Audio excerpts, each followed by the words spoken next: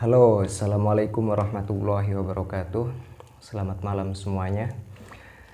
Pada kesempatan kali ini yaitu kita akan membahas sebuah tema besar yang bernama kelas mahasiswa. Nah, kelas mahasiswa ini adalah sebuah tema yang ketiga yang tujuannya adalah untuk membahas terkait kemahasiswaan.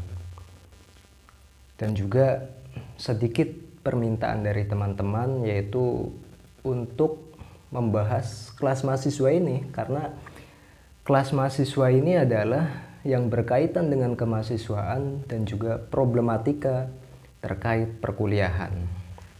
Karena apa? Problematika perkuliahan ini adalah sebuah problematika yang sangat urgent sekali, yang mana tidak semua mahasiswa itu mampu menghadapinya. Kenapa? Karena kapasitas daripada mereka itu berbeda-beda. Nah, oleh karenanya mahasiswa itu adalah sebuah secara umum agent of change dan juga agent of control. Agent of change itu adalah yakni agen perubahan. Kalau agent of control adalah agen kontrol. Nah, apa sih agent of change itu? Agent of change itu adalah agen perubahan yang mana mahasiswa itu adalah sebuah sosok yang harus mampu memberikan sebuah perubahan kepada masyarakat. Agent of control adalah sebuah agen kontrol yang mana mahasiswa itu harus mampu menjadi controlling atau harus mampu mengontrol kepada semua aspek di kehidupan ini, termasuk jalannya pemerintahan di negeri ini. Nah, oleh karenanya seorang mahasiswa itu harus mampu menganalisa, harus mempunyai pemikiran yang visioner, harus mempunyai pemikiran-pemikiran yang maju, yang progresif, tidak apatis. Nah, akan tetapi progresif. Nah, oleh karenanya mahasiswa itu adalah beda dengan siswa. Bedanya apa? Kalau siswa itu adalah seseorang yang hanya belajar di kelas, menerima soal, menghafalkan, dan belajar terus di kelas. Akan tetapi kalau misalkan mahasiswa itu lebih daripada belajar di kelas. Kenapa? Karena mahasiswa itu selain daripada belajar di kelas bersama dosen, mahasiswa itu dituntut untuk menjadi bagian daripada perubahan di masyarakat. Karena apa? Karena mahasiswa itu adalah agent of change. Perubahan untuk diri sendiri dan juga perubahan untuk orang lain. Itulah tuntutan kepada mahasiswa. Namun selain daripada itu, berbicara mengenai dunia kemahasiswaan, teman-teman semua. Dunia kemahasiswaan itu adalah sebuah dunia yang mana kita itu bergulat dengan keilmuan dan juga pencari pengalaman. Seorang mahasiswa itu dituntut dalam dunia perkuliahan agar mampu menulis dan juga berbicara. Kenapa? Karena memang mahasiswa itu harus seperti itu semestinya. Kalau misalkan mahasiswa itu hanya mampu menulis namun tidak mampu berbicara, dia akan berat sebelah atau pincang sebelah. Tapi sebaliknya, mahasiswa pintar berbicara namun tidak pintar menulis, itu juga akan menjadi berat sebelah. Jadi seperti itu. Itulah mahasiswa. Jadi mahasiswa itu harus multi talenta dalam segala hal. Dia dituntut harus bisa. Nah, mahasiswa itu dalam perkuliahan itu makanya sering dosen itu mengadakan sebuah diskusi-diskusi atau presentasi-presentasi. Nah, inilah sebuah pembelajaran yang sangat berharga sebenarnya dalam dunia kampus. Yakni apa? Agar mahasiswa itu dituntut untuk mampu berbicara selain daripada menulis. Tugas-tugas makalah itu adalah tugas untuk melatih mahasiswa itu mampu menulis terhadap apa yang dikaji. berdasarkan referensi-referensi yang ada. Nah, itulah pelajaran awal bagi mahasiswa. Yang kedua, selain daripada menulis, mahasiswa dituntut untuk bisa berbicara, yaitu dengan adanya pelatihan presentasi di kelas. Nah, dari situlah sebuah pembelajaran awal untuk mahasiswa agar mampu menguasai kedua-duanya. Karena apa? Karena titik puncaknya daripada mahasiswa itu adalah skripsi yang kalian biasa keluhkan gitu kalau misalkan sudah semester akhir gitu kan. Nah, oleh karenanya pada proses pembelajaran awal di kelas mahasiswa ini adalah sebuah proses yang sangat penting yang menurut saya jangan sampai dilewatkan. Karena apa? Karena dampaknya itu adalah pada proses terakhir, pas skripsi itu. Karena skripsi itu adalah mahasiswa dituntut untuk bisa menulis dan juga dituntut untuk bisa berbicara. Nah, berbicara ini adalah pas ujian. Kalau kalian misalkan mampu menulis, namun pas ujian tidak mampu berbicara, tidak mampu menjelaskan dan menguraikan apa yang kamu tulis, tidak akan berhasil.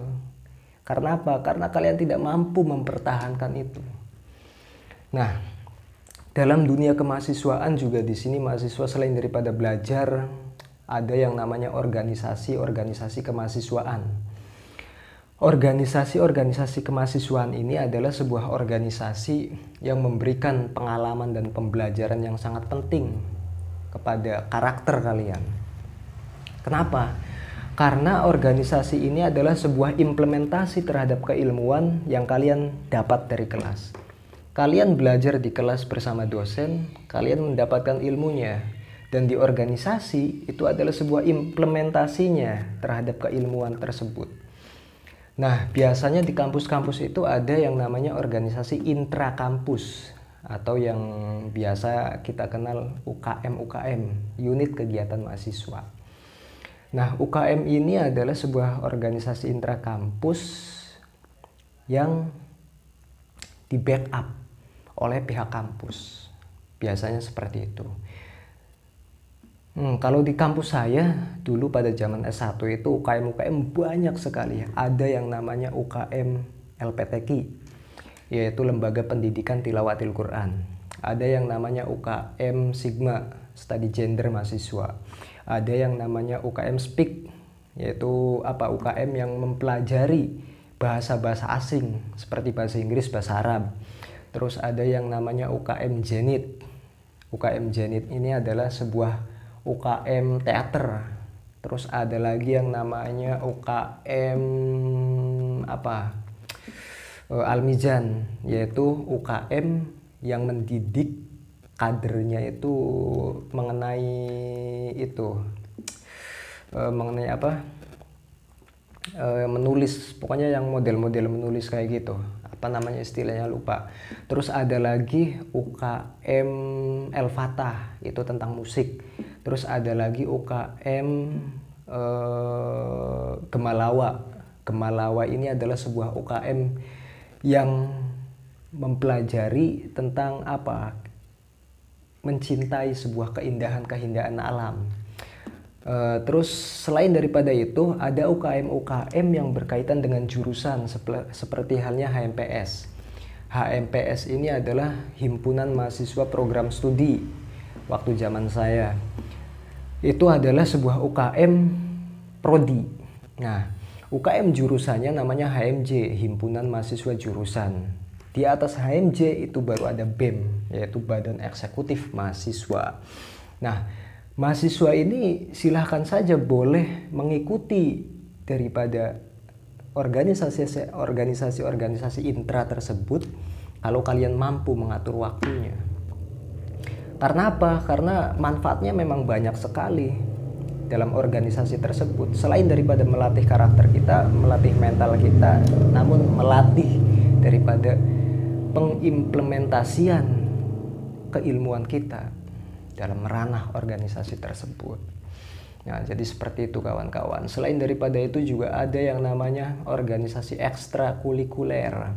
Nah, organisasi ekstra ini sangat berbeda. Jangkauannya juga lebih luas daripada organisasi intra tadi. Nah, dalam dunia kampus itu organisasi ekstra ini sangat banyak sekali. Sangat banyak dan namanya itu beda-beda. Ada yang PMI, yaitu Pergerakan Mahasiswa Islam Indonesia. Ada juga HMI, Himpunan Mahasiswa Islam. Terus ada GMNI, Gerakan Mahasiswa Nasional Indonesia. Terus ada lagi kami, Kesatuan Aksi Mahasiswa Muslim Indonesia.